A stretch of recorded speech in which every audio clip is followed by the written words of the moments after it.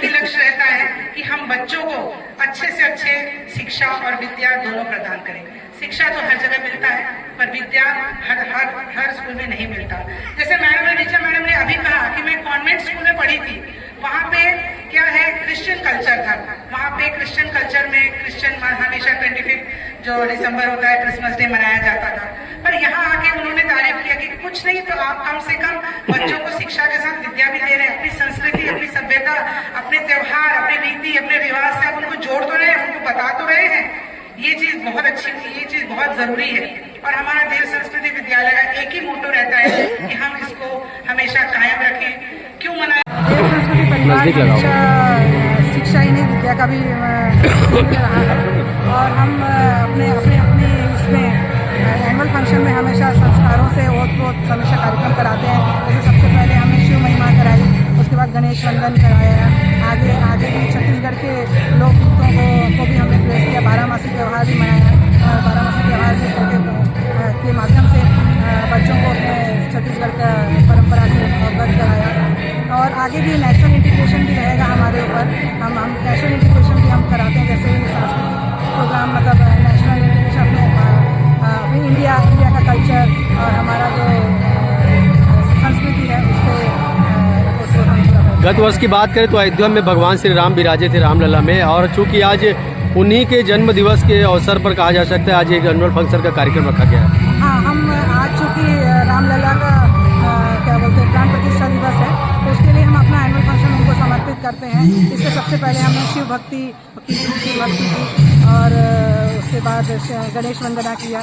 तो गणेश और शिव तो हमारे रामलला राम के बहुत वो भक्त हैं, तो इसलिए हमने उनको ये चीज़ समर्पित। ट्रैफिक सप्ताह वहाँ चल रहा है, चूँकि ट्रैफिक डीएसपी भी आई थी, और बच्चों को किस तरह से उन्होंने अप्रिशिएट किया?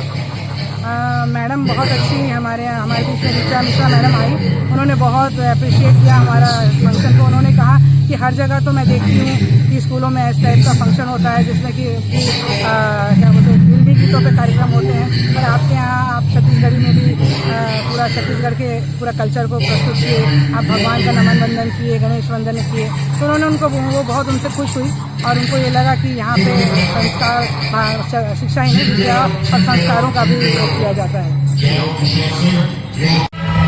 आज चूँकि रामलला का प्राण प्रतिष्ठा का एक वार्षिक उत्सव है, तो हम अपना जो एनुअल फंक्शन है उनको समर्पित करते हैं।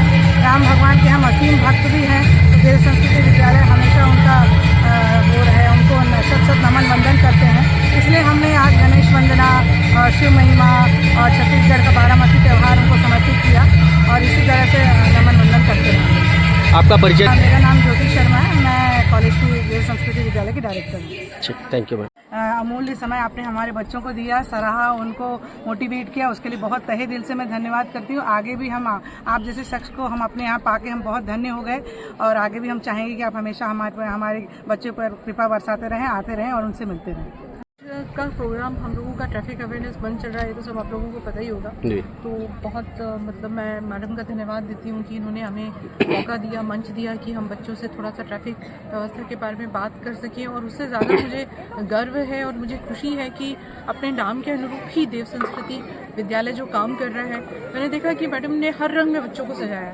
शिक्षा तो कोई भी दे सकता है, लेकिन मैं ये देख रही हूँ कि संस्कार जो है देव संस्कृति विद्यालय बच्चों को दे रहा है। हर तरह के संस्कार, चाहे हमारी संस्कृति से जुड़े हुए हों, चाहे हमारे प्रदेश से जुड़े हों, चाहे हमारे देश के लिए जुड़े हुए हों।